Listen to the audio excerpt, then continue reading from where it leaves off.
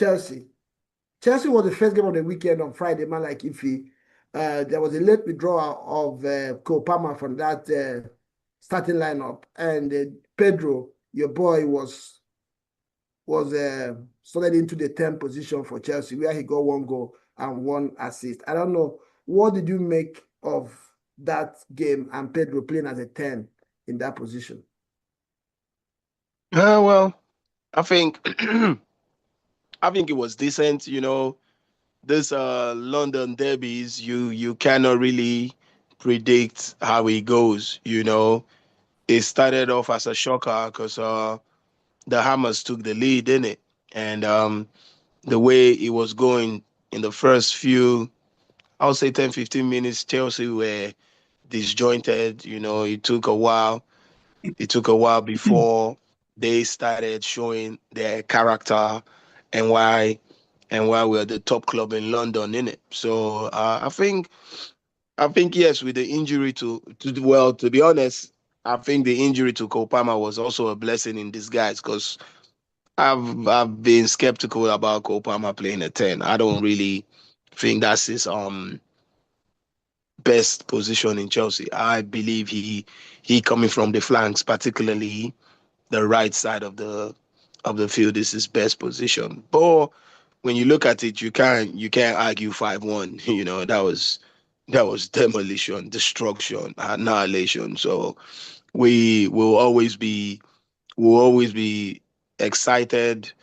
The performances that was put in by the team was a dominant performance against a tough London club. I understand West Ham are going through their ropes.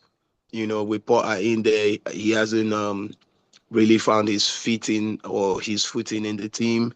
The team are looking disjointed, but that's what happens. You only fight what's in front of you, and West Ham were in front of us, and we did what we're supposed to do. As And what, usual, I yeah, still I believe don't know what was Chelsea. key for you, man. Like if I hear you right there, what was Go key on. for you for this Chelsea's win? Is it an exceptional Chelsea performance or just very poor West Ham? I didn't get to watch the whole game because I went away, but I I think caught the first half. But but from what I saw, it was more of Chelsea's quality with their players that they've bought with Joao Pedro, Pedro Neto, and then their defense being as good as it is. Even though West Ham got that goal, I think that goal was all on Sanchez. Sanchez should have done better with tracking the ball. But other than that, it was mainly Chelsea's quality. I didn't West Ham after that goal, West Ham didn't really do much to Chelsea. Chelsea held them back and just saw the win out, to be honest. The only mistake was the goal, and that was it. Yeah, Osman, what was key for you in this game? How did Chelsea manage to do this? And I want to see you to highlight Caicedo, Cucurella, and Joao Pedro, the roles they are playing. Because for me, these are three very key players for Chelsea at the moment. Yeah, I thought Chelsea played really well. Chelsea are a title chasing side, no doubt about that, because of not just the personnel that they have, the quality of the players they have, but the fact that the team has gelled. Yeah, from last season, going through the tournament they won over the break and coming into the season, you can see the understanding. You can see the players wanting to play with each other. You can see them having each other's back. You can see a bit of cohesion. You can see purpose. You can see confidence, even in the way they play and they interact on the field. So the three players you mentioned are very key, very important players. Caicedo, has shown the quality why most of the biggest clubs wanted him when he was at Brighton. The way he covers every blade of grass, he's as good offensively as he is defensively. Um, he's still a bit rough on the edge with the way he tackles sometimes. That if he gets targeted by some of these referees, he could easily get cards. Apart from that, the guy is a monster of a footballer. He's been doing really well, and he's developing more and more as a leader. You can see that even without having the band, he is the glue that ties the whole team, and he leads with the way he comports himself on the field. With him there, and Cucurella again plays the same way, coming from defense. He is the attack dog. He is the aggressor. He is the he charges, more even like a center back than a left back. He plays the way he goes after his man. He goes about after the danger man. He initiates attacks. Very, very, very solid footballer. And then talking about Yao Pedro, what a purchase, what a buy for Chelsea.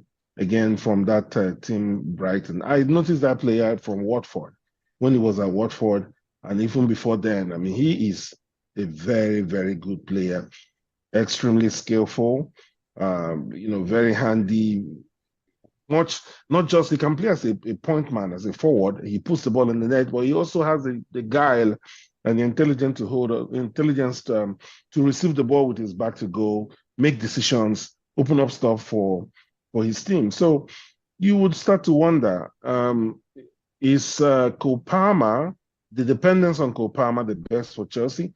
Or is it time to diversify? I mean, that may have taught Maresca one or two lessons as to how to deploy his team and how to build his team such that there's not an over-dependence on one player.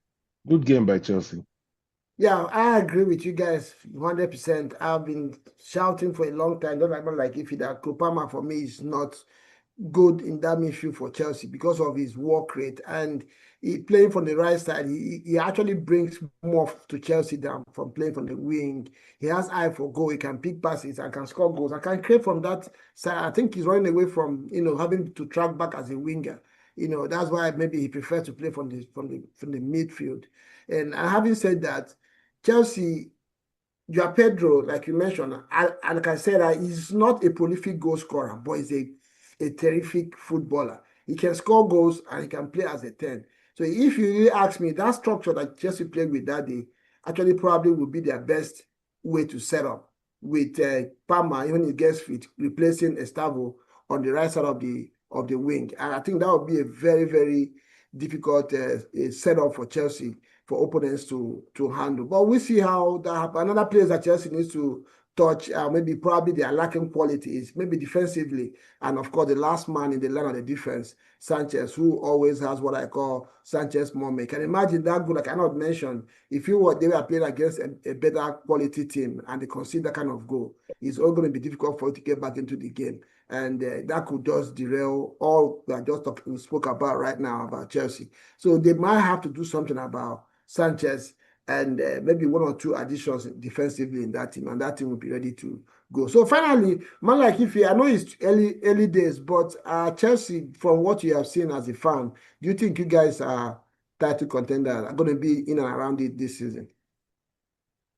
Well, my heart will always wish that Chelsea will be a title contender always, but realistically, that's not. I don't think it's feasible this season. This A number season. of factors. A number of factors really. One, the goalie. I don't know. Sometimes Sanchez is invincible, and other times Sanchez is invincible. So I really, I really don't, and I really don't understand why they're not. And This is actually perplexing for me too, because everyone knows Sanchez is gaffe prone and all of that, and I don't understand why the management, the board, and the coach is not trying to address that. And sometimes take him out of the line of fire, put him on the bench, put the sub there, and maybe that might help build his confidence. Sometimes it's good some of these players experience the game from the bench and recalibrate, Calibrate and come recalculate, back, yeah. and Yeah, I refocus. hear you. I hear you, man. Like if every club seems to have what they struggle with. Since after Peter Cech, Chelsea have struggled to actually have good goalkeepers. I don't know how. No, that's wrong. That's No, wrong. We had Courtois. Courtois didn't stay long. You guys lost. You remember Courtois was sold to Real Madrid before he even came to his prime. So Kepa was also good in nah, the come on beginning. now. If you are trying to deny, but even Chelsea fans want Kepa to leave that place. He is a very No, good no, I'm shot not stopper saying from far from range. He stops game, but you know that he has these Sanchez moments in him as well. yes. I'm not disputing that. But if you look at the goalkeepers in Chelsea going back as far as the Goy, Kudicini, they always have those they always have those moments before check, even check too. But the thing between that was then. Where now Mendy had his too. Remember too, It is, But that's the what I'm saying. thing, Since after Peter Cech, you guys have not really had a reliable goalkeeper that can, you can say the go thing to that with. the thing that really troubles me is the management and the coach not addressing it. You cannot you cannot be a top club, yeah, and you're gambling. We're talking 38 games, isn't it? Yeah, And you it's can't. cool. Let's move to the next game before we spend all our time on Chelsea. Quickly before we go to City Sports, which is our next game in line, let's touch base with our viewers. Firmino and John Ryder are very active. Chelsea, according to Firmino, has to play collectively and not actually hoping on players or building a team with one player. Okay, we just mentioned that. John says West Ham is not good from presently, so I can really rate Chelsea performance based on that victory until Chelsea meets a tougher opponent like Arsenal, Liverpool, City, or Spurs. John, West Ham, okay, I hear you.